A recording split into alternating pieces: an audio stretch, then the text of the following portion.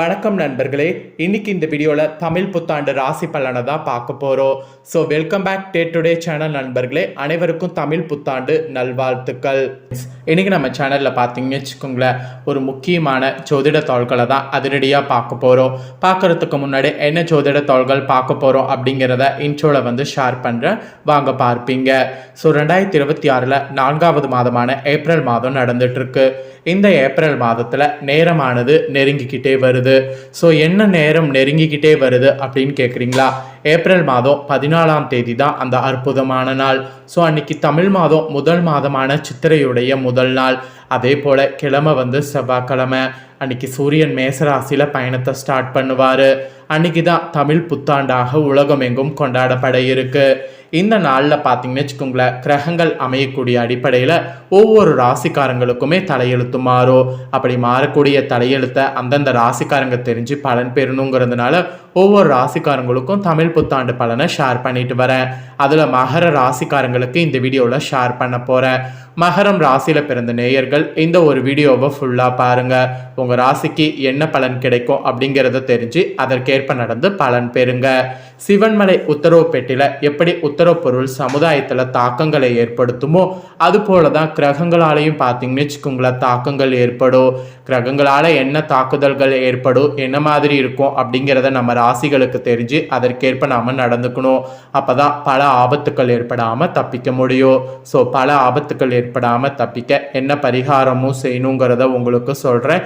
அதையும் இந்த வீடியோவில் தெரிஞ்சுக்குங்க. ஏன்னா தமிழ் புத்தாண்டு சாதாரண நாள் கிடையாது, ரொம்பவே சிறப்பான நாள். அதனால் முதல்ல தமிழ் புத்தாண்டுடைய சிறப்பை பற்றி தெரிஞ்சுக்குங்க.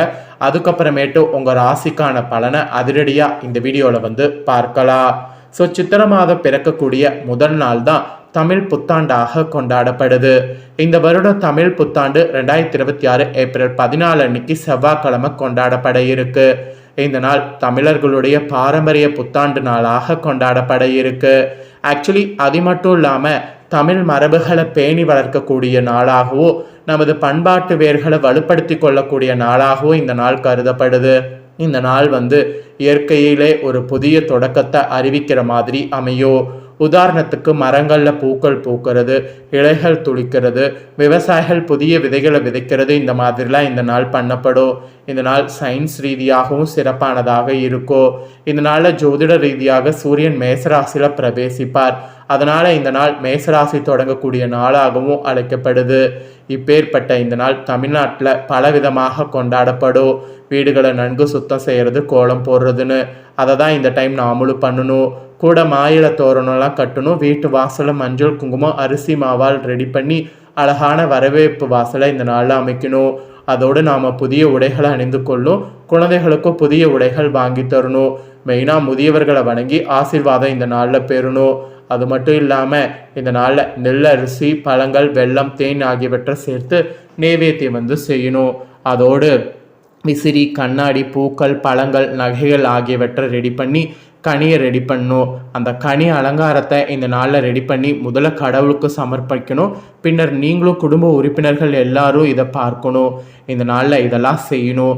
இந்த நாளில் பாரம்பரிய உணவுகளான மாங்காய் பச்சடி, நீர்மோர், புளிப்பு, இனிப்பு, உப்பு, கசப்பு, காரம், துவர்ப்பு ஆகிய அறுசுவைகள் கலந்த உணவுகளை தயார் பண்ணும். இந்த அறுசுவை உணவுகள் வாழ்க்கையில் வரக்கூடிய ஏற்றிறக்கங்களை அங்கீகரிப்பதை குறிக்குது. அதோடு தமிழ் இலக்கியங்களை இந்த நாளில் படிக்கணும். இந்த நாளில் அப்படி இல்லைனா புதிய புத்தகங்கள் வாங்கணும், இல்லைனா பஞ்சாகத்தை படிக்கணும். மெயினாக கோவிலுக்கு சென்று இந்த நாளில் வழிபாடு செய்யுங்க. அதோடு தானம் செய்யுங்க. குறிப்பாக ஏழைகளுக்கு தானம் வழங்குங்க. மற்ற உறவினர்கள், நண்பர்களை சந்தித்து புத்தாண்டு வாழ்த்துக்களை இந்த நாளில் பரிமாறுங்க. ஆக்சுவலி இந்த நாளில் எதை முதல்ல பார்க்குறோமோ அதுதான் அந்த ஆண்டு முழுவதும் நமக்கு நன்மை தரும்னு சொல்லப்படுது. அதனால் காலை எழுததும் தாய் தந்தையரை வணங்கி ஆசீர்வாதம் பெறுங்க. பின்னர் இறைவனை வழிபாடு செய்யுங்க. நல்ல விஷயங்கள் இந்த நாளை முதல்ல பாருங்க, தொடங்க முயற்சி பண்ணுங்க. இந்த நாளில் புதிய முயற்சிகளை செய்யுங்க. அதோடு புதிய வியாபாரம், புதிய வேலை, புதிய வீடு, இந்த மாதிரி புதிய புதிய காரியங்கள் இந்த நாள் செய்யுங்க. அதுக்கெல்லாம் சிறந்த நாளாக இந்த நாள் கருதப்படுது. இப்பேற்பட்ட இந்த நாளை மிஸ் பண்ணிடாதீங்க. இந்த நாள் ஒரு சிறப்பான நாள். ஸோ இவ்வளோ நேரம் இந்த நாளுடைய சிறப்பை பார்த்தீங்க. இப்போ தான் உங்களுக்கு ஆண்டு பலனை ஷேர் பண்ண போகிறேன். அதாவது தமிழ் புத்தாண்டு ராசி பலனை உங்கள் ராசிக்கு ஷேர் பண்ண போகிறேன். மகர ராசிக்காரங்க உங்கள் ராசிக்கான பலனை தெரிஞ்சு இந்த பலன்களுக்கேற்ப நடந்து பலன் பெறுங்க. ஸோ உங்கள் ராசிக்கான பலனை இப்போ வாங்க அதிரடியாக இந்த வீடியோவில் வந்து பார்க்கலாம். ஆக்சுவலி உழைக்கக்கூடிய ஆர்வம் மிகுந்த மகர ராசிக்காரங்களே உழைப்பினால் காரியம் சாதிக்கக்கூடிய மகர ராசிக்காரங்களாக மாறுவீங்க.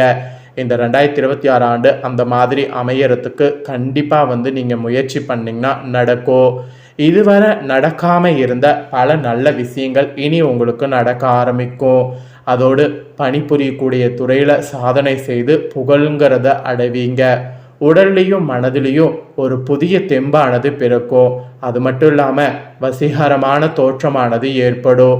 எதையுமே எதிர்கொள்ளக்கூடிய தைரியமும் பலமும் உங்களுக்கு உண்டாகும். அதுதான் உங்களுக்கு ஒரு பெரிய சக்தியை கொடுக்கும். அனைவரும் வியக்கக்கூடிய வகையில் வாழ்க்கை வளர்ச்சி சிறப்பாக இருக்கும். அது மட்டும் இல்லாமல் கடந்த காலங்களில் பட்ட கஷ்டத்திற்கு தற்போது பலன் கிடைக்கும். ஸோ கடந்த காலங்களில் பட்ட கஷ்டத்திற்கு தற்போது பலன்கள் கிடைக்கும்போது அந்த பலனை நல்லா யூஸ் பண்ணணும். ஆக மொத்தம் உங்களுக்கு இந்த ஆண்டு ஒரு சிறப்பான ஆண்டாக அமையறதுக்கு நிறைய வழி வந்து இருக்குங்க. ஸோ அந்த வழி தான் உங்களுக்கு பயங்கரமாக இருக்குங்கிற மாதிரி குறிப்பிடப்படுது. அதுக்கப்புறமேட்டு உங்கள் ராசிக்கு 3-12 அதிபதியான குரு பகவான் ஆண்டு பிறந்த துவக்கத்திலிருந்து மே மாதம் வரை குரு பகவான் ருணரண ரேகர சஸ்துரஸ்தானத்தில் சஞ்சரிப்பார். அப்புறம் ஜூன் மாதம் முதல் சப்தமஸ்தானத்தில் உச்சமடைந்து ராசியை பார்ப்பார். அப்போ ஆன்ம பலம் பெருகி சுறுசுறுப்பாக தைரியத்தோடு இருப்பீங்க. குடும்ப உறவுகளை குறிப்பாக உடன் பிறந்தவர்களை அனுசரித்து செல்வதால் கவலைகள் உங்களுக்கு குறையும். இதனால் உடலில் இருந்த நோய்கள் நீங்கும். மன சஞ்சலங்கள் கவலைகள் கஷ்டங்கள் நீங்கி புதிய தெம்பு பிறக்கும்.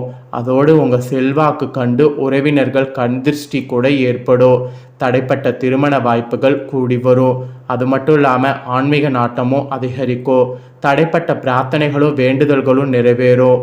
சிலருக்கெல்லாம் அவ்வப்போது ஞாபக சக்தி குறையும். அது மட்டும் இல்லாமல் கண் காது மூக்கு தொடர்பான பாதிப்புகள் வரலாம். அந்த பாதிப்புகள் வராமல் இருக்க நீங்கள் உங்களை நல்லா பார்த்துக்கணும். அடமானத்தில் இருந்த வீடு வாகனம் நிலப்புலன் நகை அனைத்தும் மீண்டும் வரும்.